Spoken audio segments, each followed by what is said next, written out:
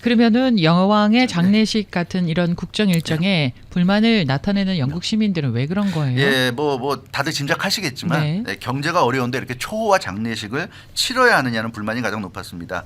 알자지라가 런던 베스널 그린에 사는 26살 에릭이라는 남성과 인터뷰했는데요. 이 에릭 씨는 여왕의 죽음이 조금 충격적이었지만 장례식 너무 지나치다고 생각한다, 이런 인터뷰를 했습니다. 유례 없는 고유가에 또 엄청난 물가 상승 등으로 지금 그 어느 때보다 먹고 살기가 어려워진 상황이다. 지금 영국에 또 런던에 수많은 사람들이 먹고 사는 것 자체가 힘들어졌는데 이런 와중에 장례식을 치르는데 엄청난 세금이 쓰인다는 게 화가 난다, 이런 인터뷰를 했고요. 네. 샤론 로스라는 60살의 리버풀 시민은 르몽드지와 인터뷰했는데 이번 여왕 장례식에 대해서 아주 분노한다는 이런 표현을 했습니다. 먹을 것도 없고 입을 것도 없는 영국인들을 매일같이 본다. 수많은 영국인들이 먹지도 못하고 입지도 못하고 이렇게 살고 있는데 그런 현실인데 여왕의 장례식에 너무나 화려한 이런 모습이 연일 나오니까 참 충격적이고 역겹다, 이런 표현을 했습니다. 그러면서 아주 화가 난다는 얘기를 했고요.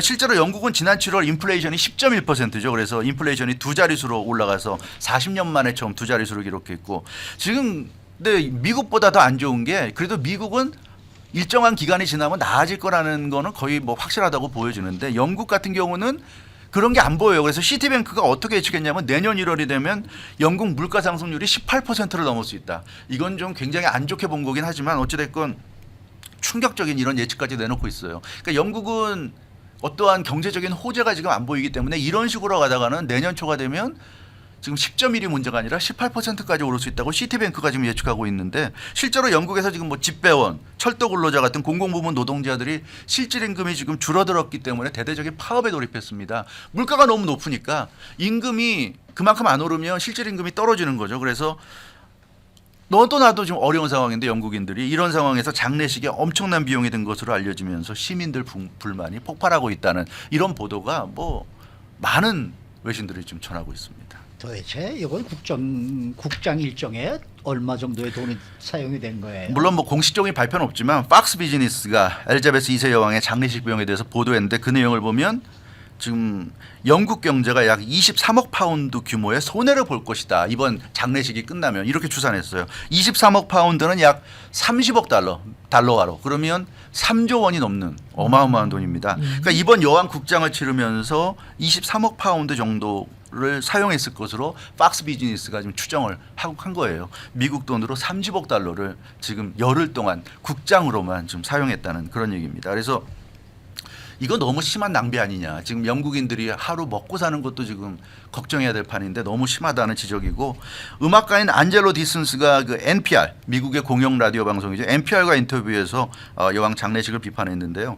현재 상황을 고려했을 때 장례식에 거금이 들어간 것을 나는 좀 이해하기가 힘들다. 이렇게 영국의 음악가도 얘기하고 있습니다.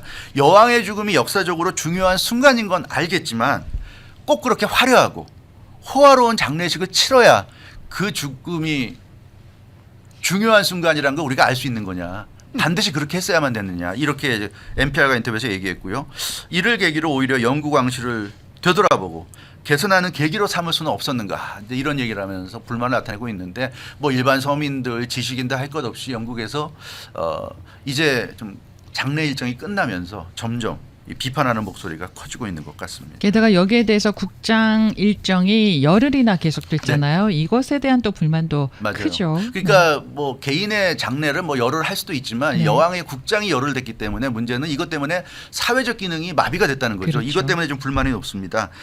영국이 특히 19일이 월요일이었잖아요. 오늘이. 네. 그래서 국가 공휴일로 지정했어요.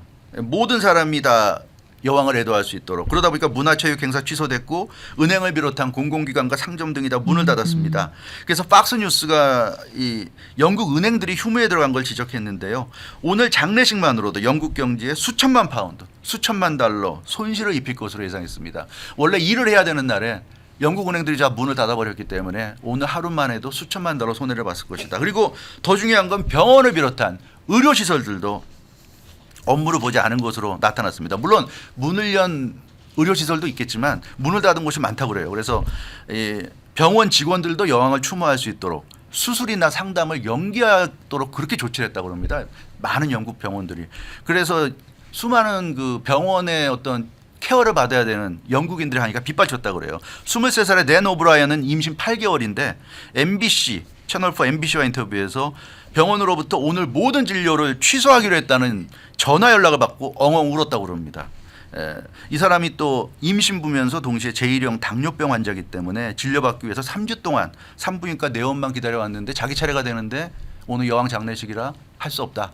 이런 식이 돼서 아주 너무 어처구니 없어 눈물을 펑펑 흘렸다는 얘기 있고요. 영국 국민보건서비스 NHS에 따르면 지금 영국은 코로나19 팬데믹의 후유증을 계속 앓고 있어요. 그래서 인력 부족 때문에 병원도 좀 부족한 상황인데 영국에서 이달 기준 9월 기준으로 680만여 명이 지금 병원에서 대기하고 있다고 그럽니다. 와, 네. 그렇기 때문에 사실 토요일 일요일도 환자를 받아야 될 상황인데 이렇게 월요일 멀쩡한 날까지 휴무로 해가지고 환자를 받지 않으면서 영국인들의 분노가 커지고 있다는데 이런 거 보면 글쎄요.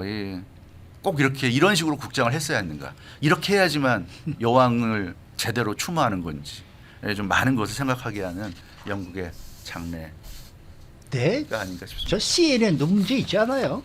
제가 오늘 새벽 3시부터 보고 있는데 계속해서 그것만 보여주고 있네요. 네? 근데 뭐 대부분의 언론들이 좀 그런 분위기긴 한데 참 그렇습니다. 네.